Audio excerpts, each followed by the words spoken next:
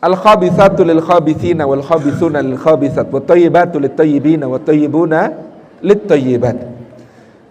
Wanita keji untuk lelaki keji, sebagaimana laki-laki yang keji itu, laki-laki yang nista itu memang hanya untuk perempuan nista. Sebagaimana juga perempuan suci untuk lelaki suci, sebagaimana lelaki yang baik adalah untuk perempuan yang baik. Apa sebab nuzul ayat ini? Apa sebab turunnya ayat ini? Fitnah keji hadisul ifk kepada ibunda kita Aisyah radhiyallahu anha. Karena fitnah keji kepada ibunda kita Aisyah itu oleh orang-orang munafik itu ketika beliau ketinggalan dalam sebuah perjalanan pulang dari jihad bersama Nabi SAW, lalu kalungnya hilang ketika buang air kecil ke khala, lalu beliau harus mencarinya. Ternyata beliau ketinggalan gitu ya. Lalu disusul oleh seorang sahabat mulia yang menjadi peronda, Sofwan bin Al-Mu'attal, kemudian disusulkan dengan naik unta Sofwan ke barisan Rasulullah SAW. Lalu orang-orang berbisik-bisik, weh, istri Rasulullah kok sama lelaki lain gitu. Kemudian menjadi fitnah yang berkobar-kobar. Maka Allah membela kesucian ibunda kita Aisyah dengan ayat yang beruntun di dalam surah An-Nur ini. Salah satunya adalah surah An-Nur ayat 26. Apa itu pembelaannya? Lelaki yang baik pasti untuk perempuan yang baik.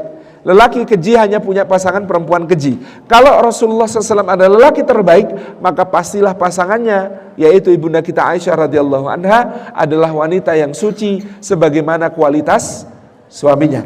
Jadi ayat ini adalah ayat membela ibunda kita Aisyah. Maka dia juga menjadi kaidah umum. Umumnya lelaki saleh, istrinya wanita salihah. Umumnya lelaki baik hati, istrinya juga baik hati, tidak sombong, gemar sedekah. Sebagaimana sebaliknya, umumnya lelaki keji, ya ketemunya di diskotik, dapat pasangannya juga wanita yang tidak baik.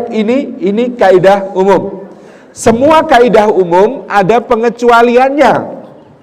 Ada pengecualiannya. Di mana pengecualian itu? Allah sebutkan misalnya istri Nuh, Allah sebutkan istri Lut, bahwa mereka menjadi contoh tentang kekufuran, yakni ini loh ada wanita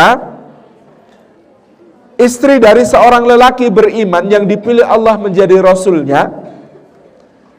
Anda dia mau mengambil ibrah, menjaga dirinya di dalam iman sebagaimana suaminya, niscaya selamat dia. Sisi lain pelajarannya, istri Nabi saja bisa jatuh ke dalam kekufuran, apalagi istri selain Nabi alaihissalam, yang kemudian tidak bebas dari ancaman-ancaman, bisa jatuh di dalam dosa dan kekufuran kepada Allah. Itu intinya. Pengecualian yang lain yang tadi sudah disebut, Asiyah dengan Fir'aun, untuk menunjukkan bahwa wanita, Masya Allah, la quwata illa billah, wanita itu tidak swarga nunut neraka katut. Kan kata orang Jawa kadang-kadang begitu, istri itu mah surga juga cuma numpang, kalau masuk neraka suaminya juga harus ngikut. Gimana ya? Enggak, wanita tidak demikian pandangannya di sisi Allah, melainkan dia bisa menjadi seorang mulia, bahkan kemuliaan itu tidak akan terhalang meski oleh seorang suami yang durjana dan jahat. Gitu ya. Oke? Semua orang akan diuji sesuai kemampuannya. Kebertepatan yang namanya Asiyah, Nuh, Lut punya kapasitas untuk diuji tentang pasangannya. Berat loh jadi nabi, pasangannya nggak beres. Apa orang nanti akan bilang, kamu tuh ngomong aja bagus-bagus, tuh istri urusin dulu, gitu kan. Itu beratnya menjadi seorang nabi seperti Nuh dan Lut alaihi wassalam misalnya.